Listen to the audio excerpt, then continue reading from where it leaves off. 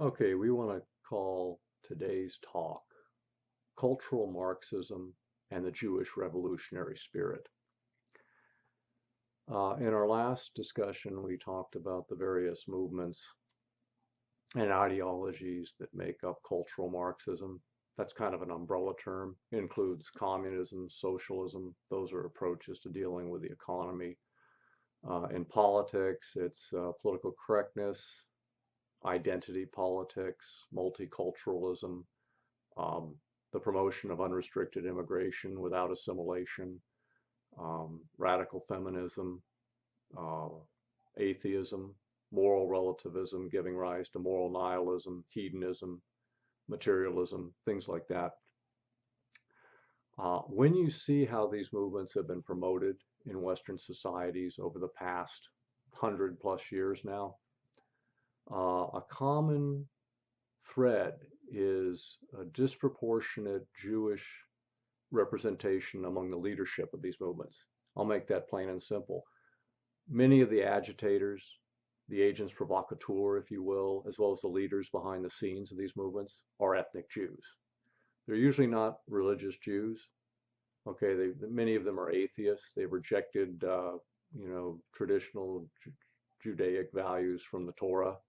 Those that are religious are Talmudists, which is different from the Torah. That basically Talmudists are Pharisees. They don't have the type of ethics that we recognize as being from the Bible and being, what most Christians adhere to.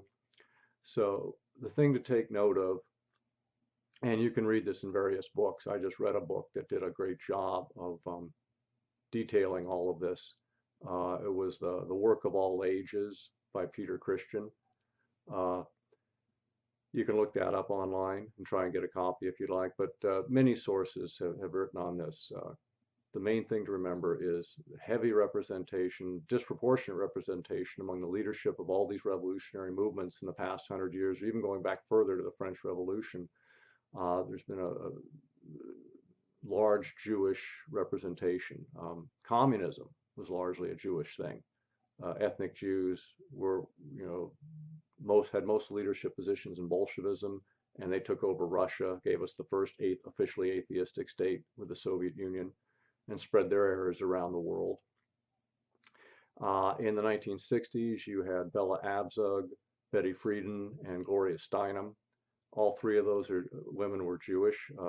Steinem was only half Jewish, but they were the three, firebrands within feminism that morphed equity feminism, which had been a good thing, into what we have now, radical feminism, which seeks to, destroy the respect and trust between the sexes and undermines respect for men and fathers, holds men in contempt, and just, leads to an unnecessary antagonism between the sexes.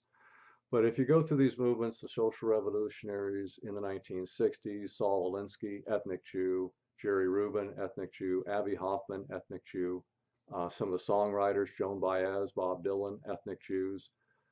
In so many of these movements, Jewish influence. There's really a revolutionary spirit among many Jews, and they're very socially aggressive. And so many of these movements have been pushed by Jews in terms of the leadership, in terms of the firebrands pushing these movements. That's something to consider when we deal with the problems and the attacks and the threats facing Western civilization today. We cannot discount or disregard or be in a state of denial as regards the Jewish factor. And people call me anti-Semitic for that. Hey, on my blog, I identify myself as a social critic. I do not believe that any group should be immune or protected from legitimate constructive criticism. Okay, I'm not preaching hate of Jewish people. I'm identifying their role, the role of some Jews in some of these various destructive movements. And we need to recognize that and oppose these reckless Jews. We're not saying all Jews are bad people. We're not saying all Jews are social revolutionaries. But the fact is, there's a very heavy disproportionate representation in the leadership of these revolutionary destructive movements by ethnic Jews. Don't forget George Soros, ethnic Jew. How does he spend his billions?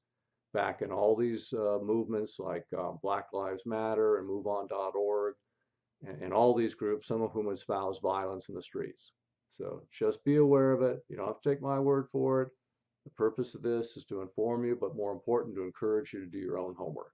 Okay, check out the blog, larrysmusings.com. Follow us here on YouTube. Follow us over on WordPress. Leave a comment, like our stuff, read our stuff. You know, you may find plenty of things of interest. Thanks.